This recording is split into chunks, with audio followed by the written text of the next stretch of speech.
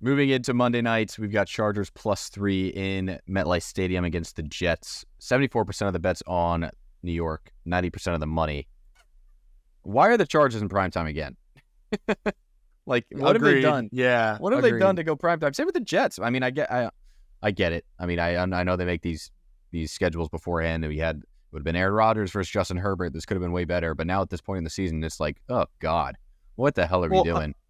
If we're talking about primetime here, I think it's worth noting that for the Week 10 Sunday night game, they have an opportunity. Sunday Night Football, you can flex. They have the right to flex a game. They missed their deadline. We are going to have to watch Jets and Raiders on Sunday Night Football next weekend because NBC missed their deadline and didn't flex it. Yeah, it's awful. It's a joke. It's like Monday Night Football. Agreed, you can't fix that because it's already on the schedule. But like some of these Sunday night ones, thank God we finally got a good one with the Bengals and the Bills.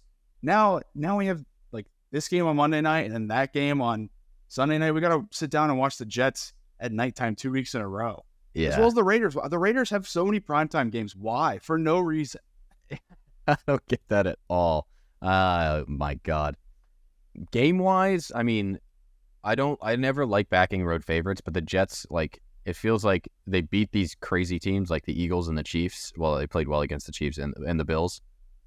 And they just can't play well against these other teams. And the Chargers have a phenomenal offense with healthier and healthier Justin Herbert. They looked great against a bad Bears defense. I think this is a good spot to back a road favorite, which is rare, honestly, in my opinion. And the public loves the Jets. I'm not sure why. The Chargers offense is far, far superior to this Jets offense. And yes, the Jets defense is better and the Chargers defense sucks. But at the end of the day, if this game ends up going to be a shootout, even though the total is set at 40, I would much rather have Justin Herbert than Zach Wilson. I'm with you.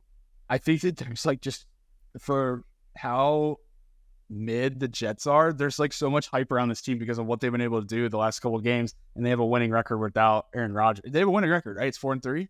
Yeah, I think so. It's like there's way too much hype around this team for what it actually is, and I don't understand how the spread is moving in favor of the Chargers, despite everyone betting the Jets too. There's a lot of reverse line movement this week, which is interesting. I think that's something to monitor even closer on Sunday when there's a lot more bets to reflect on and see if the reverse line movement is true. But so far, we've named like 4 games now that there's been reverse line movement, and this is one of them on the spread. I don't mind the under. I don't mind it at all. It seems like a lot of people agree with me with 75% of the bets and 95% of the money. Total went from 43 to 40 now. And I think if I'm going to take a side, I lean Chargers. I'm with you. I don't really give a shit about the Jets' current form.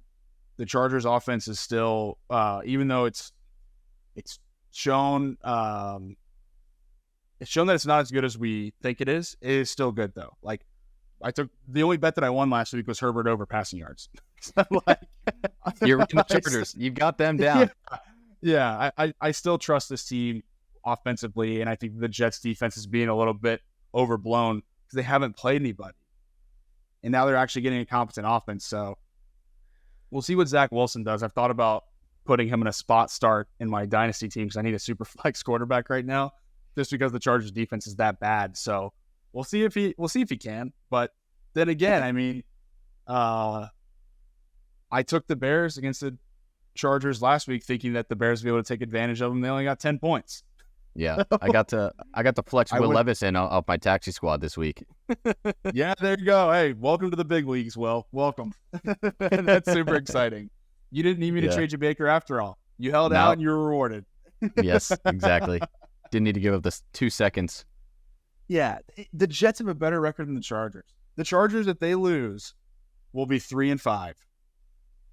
Do you fire Staley if you start 3-5? Yes, you do. He's just as bad as Josh McDaniels, and this is a game that they need to win on the road if they want to stay anywhat relevant. Like, I love Herbert. I've bet him to win the MVP a couple of years ago, but he just has never had a defense that's willing enough, like that's good enough to keep them in games. And you know, he goes out, throws 1 pick in the first 8 games, and still gets rewarded with 3 wins. Like, it's insane. I don't know if he's only had 1 pick, but it feels like that. So I like the Chargers, but we'll see what happens come Sunday. This is another one that I'm going to wait because I'm surprised that so much money and public are back in the Jets here, but I get it as a home dog. I really do. So yeah, I do as well, but at the same time, I don't see a world. And I know this is shitty analysis, but just me as a fan, I don't see a world where the Chargers start 3-5 and the Jets are 5-3 with no Aaron Rodgers. It just doesn't seem right.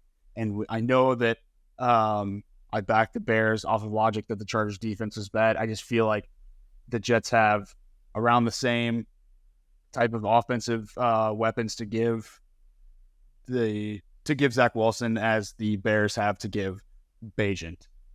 And they weren't able to do it. So maybe the Chargers defense is figuring out. Maybe they're just good against shitty teams. I'd rather back the side that's good against a shitty team. And if people keep betting Jets, maybe we'll get a gift here and the hook will go away. We get Chargers -3. That's when I would love to lock it in. I don't want to right now just because of the hook.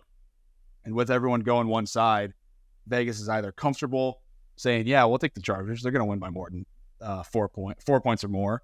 right. Or the spread will move and we get a better line, and that's when you get rewarded for waiting. So we'll see what happens, but I lean Chargers pretty heavily.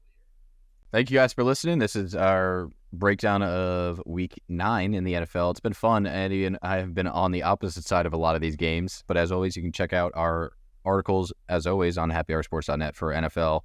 NBA is ramping up. We've got NHL ramping up as well. College football, as always, and then, of course, the Prelim and Pilsners podcast, or is it Pilsners and Prelims? Pilsners and Prelims podcast.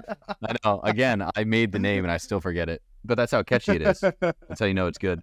Yeah, we just got done recording for UFC Sao Paulo last night.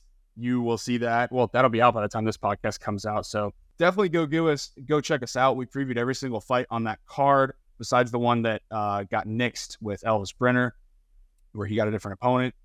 As well as be sure to check us out for hockey content. I know DJ touched on it, but we've got 3 dedicated hockey writers now on the site, and they are super fired up about hockey being back. And they're writing some cool pieces. It's not just betting stuff. There's a lot of opinion stuff on there too, where I feel like if you guys go and read their stuff and want to chime in too, definitely find them on Twitter and where they post a lot of their content and join that conversation. So couldn't be more excited about what's going on, to your point, Deej, and couldn't be more excited to bounce back in Week 9 either. Yeah, it's going to be a good one. I'm excited to get into it. So thank you guys for listening. As always, we are here on Sharpen the Public every Tuesday and Friday, recapping and previewing NFL weeks. Thank you for listening. We will catch you next time. And thank you for checking us out on YouTube. Keep getting us some support. We're getting a few subscribers here and there. So thank you to everyone on YouTube. We appreciate you. And hopefully we can keep on winning for you. So cheers, guys. The boys bet better with beer.